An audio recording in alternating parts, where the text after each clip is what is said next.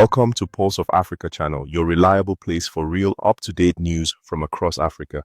If this is your first time here, please make sure to like, share, and subscribe so you stay updated, informed, and connected to what's really happening from across the continent. Your engagement keeps our voice alive and strong. Disclaimer: the content of this video is based on credible, publicly available information, official statements, and other authentic online materials. It is intended for educational, analytical, and informational purposes only. We do not promote hate, violence, misinformation, or political unrest. Our sole objective is to provide context-rich insight into current affairs, amplify local perspectives, and support informed dialogue across Africa. In a devastating turn of events, Burkina Faso has witnessed one of its deadliest attacks in recent history. An al-Qaeda-affiliated group launched a brutal assault, resulting in the deaths of over 200 soldiers. Simultaneously, Nigeria grapples with escalating violence attributed to Fulani militias, leading to mass displacements and growing ethnic tensions. These incidents underscore a broader crisis engulfing West Africa, raising pressing questions about regional security and the roles of both internal and external actors. On March 28, 2025, the town of Diapaga in eastern Burkina Faso became the epicenter of a horrific attack. Militants from Jama'at Nasr al-Islam wal-Muslimin and al-Qaeda-linked group stormed a military base housing the 27th Rapid Intervention Brigade and Volunteers for the Defense of the Homeland (VDP). Utilizing motorcycles for swift movement and civilian drones for surveillance, the attackers overwhelmed the base, leading to the deaths of at least 50 soldiers and VDP members. The assailants looted the camp, set it ablaze, and proceeded to torch several buildings in Diapaga, causing widespread panic and destruction. This attack is part of a disturbing pattern. In August 2024, the al-Qaeda group claimed responsibility for an assault in Basalogho, central Burkina Faso, where up to 200 people were killed. The victims, many of whom were civilians digging trenches for defense, were caught off guard. The group released videos showcasing the aftermath, emphasizing the scale and brutality of their operations. Burkina Faso's military government, led by Captain Ibrahim Traoré since a 2022 coup, has struggled to contain the insurgency. Despite severing ties with France and seeking support from Russian entities, including the Wagner Group, the security situation has deteriorated. Approximately 50 to 60% of the country's territory is now under the control of various armed groups, leading to mass displacements and a humanitarian crisis.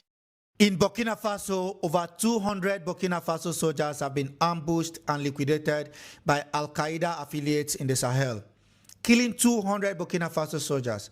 Now look at the timing of this. The president of Burkina Faso, Ibrahim Traoré, visited Russia, and upon coming back, he's seen this happening.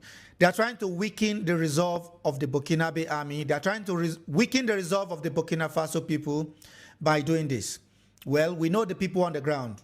The Western Europeans, particularly France and America, are there on the ground providing intelligence to some of these cells on when to move, the location of soldiers, and so on and so forth. This is why it is extremely difficult for these African soldiers to be able to mount any sustained attack on these terrorists. We are also seeing that as well in Nigeria.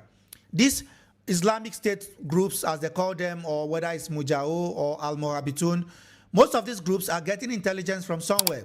They have eyes in the sky, they can see the movement of troops, and who the hell is providing them with this intelligence in Africa? It is definitely not the countries in Africa. It is those on the ground that have the access to this information, those on the ground that have access to aerial intelligence that are providing these terrorists with intelligence to ambush and attack and kill Burkinabe soldiers. Let's not forget that this also happened in Mali last year, or the beginning of this year, when it was alleged that Ukraine provided intelligence to the same groups that went in and slaughtered over 60 Malian troops. And this has been happening consistently on the continent of Africa, particularly in the Sahel. They want to drive out the Russians, but they are targeting and killing African soldiers in order to do so. Let's not forget that at the beginning of, I think towards the end of last month, there was an attempt of a military coup in Burkina Faso, and we have seen 19 of this kind of attempts in order to remove Ibrahim Traoré. As we speak today, Ibrahim Traoré is one of the most important leaders in Africa and one of the most important and symbolic leaders in the global south. Why? Because he's not afraid. He took a stance against the West and said, I've had enough. You guys get out of my country, and this is why they want him gone. Let's go to Nicholas Hack. He joins us live from Dakar. Nicholas, what more do we know about what happened? Well, this attack took place in Djibo. That's around 200 kilometers away from the center of power in Ouagadougou. And according to an eyewitness, a teacher that works in the school of Djibo, he says the atmosphere currently is of fear, smoke, and destruction. It was an attack that lasted not hours, but days. And one of the major military outposts that's supposed to protect this town of about 200,000 people was razed to the ground. Such is the violence, or such is the firepower of the armed groups that was used during this attack. It's not just Sole, it's Djibo, it's also the town of Diapaga, where there was, according to eyewitnesses, Russian mercenaries involved there. So this is one of the deadliest attack in Burkina Faso.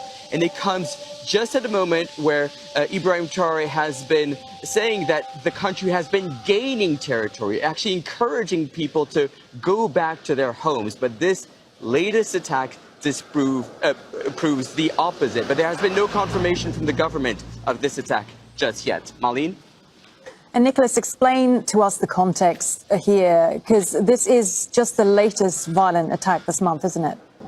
That's right. I mean, just yesterday, an armed group, so Jamaat Nusratul Islam wal Muslimin, that's based out of Mali, that's claimed responsibility for this attack, killing 200 soldiers in Burkina Faso, launched an attack also on Ivory Coast, Mali, Burkina Faso, 3 countries under attack by one armed group based out of Mali. This is a blow to these military juntas, especially I'm talking about Mali and Burkina Faso, that have been saying that they've been gaining ground. Well, it seems that there's more and more soldiers that are dying. Now, I spoke to one military official from Burkina Faso's armed forces. He says that those numbers are exaggerated, but there is a video circulating on social media from the al-Qaeda affiliate warning people to leave their homes, that they will continue to invade large territories. And what we're seeing here is the pivot point where these armed groups that normally attack villages are now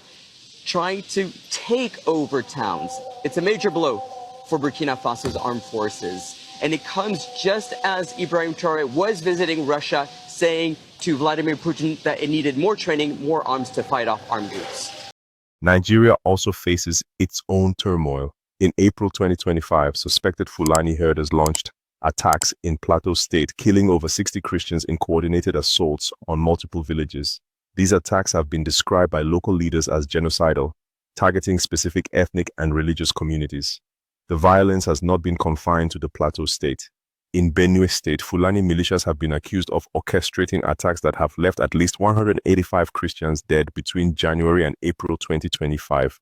These assaults have led to mass displacements, with thousands seeking refuge in internally displaced persons camps. The chairman is wrong. Nigeria will never be one-party state. That's not a democracy. It's wrong to have allowed Atiku to succeed Buhari. It will be one Fulani after the other. As you see, the Fulanis killing people across the country. They want to appropriate the country. Be careful of the use of words. You generalize. Allow me to use my words, please. No, I'm use saying the words. I beg you. You might be very careful. And there are good people. I am speaking about national security. This is a national security issue. Yes. There is a war on. You want to pretend there's no war. There's a war on. I'm only saying there are a lot of you journalists are part of the problem. You don't want to address the truth. The war on. Why are you saying you're not pretending? People have been killed everywhere. You're saying there's no war. What do you mean you're not pretending? You are. You are part of the problem in this country. Allow us to speak the truth so that people will know what's going on. People in the Benue cannot go to farm. People in Plateau cannot stay in their house. Those who are responsible for the war simply want to turn Nigeria into a settler colonial entity. And that's what's going on. You don't see that. You're seeing the politics. Forget about the politics.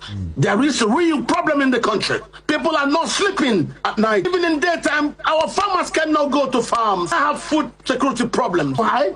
The Fulani war across West Africa has finally bettered in Nigeria. And you don't want me to talk about it. Who are you afraid of? Who will hear it and we will die? It's the problem the country has gone wrong. Because a lot of you keep quiet. I'm aware of this. Please, when we have a problem like this serious national security issue, we must speak to it. Pretend it doesn't exist. It does exist. The international community has expressed deep concern over the escalating violence in both Burkina Faso and Nigeria. Human Rights Watch reported that Burkina Faso's government forces and pro-government militias were responsible for the deaths of at least 100 civilians, primarily from the Fulani ethnic group, between late February and early April 2025. These actions have further fueled the cycle of violence, leading to retaliatory attacks by jihadist groups. In Nigeria, President Bola Tinubu has condemned the attacks and ordered thorough investigations. However, critics argue that the government's response has been inadequate, with systemic issues such as understaffed security forces and insufficient reforms hindering progress. The religious dimension of the crisis has also garnered international attention, with calls for Nigeria to be redesignated as a violator of religious freedoms. Analysts warn that the proliferation of small arms and the involvement of external actors have exacerbated the conflicts. The reliance on poorly trained militias and the abandonment of local ceasefire agreements have further destabilized the region. Without comprehensive strategies addressing governance, resource allocation, and community relations, the cycle of violence is likely to continue. The tragedies unfolding in Burkina Faso and Nigeria serve as stark reminders of the complex challenges facing West Africa. As communities mourn their losses and seek justice, the pressing question remains: how can the region break free from this cycle of violence and build a future rooted in peace and stability? We invite you to share your thoughts in the comments below. What steps do you believe are necessary to address this crisis effectively? Don't forget to subscribe to Pulse of Africa channel for more in-depth analysis and updates on critical issues affecting our continent.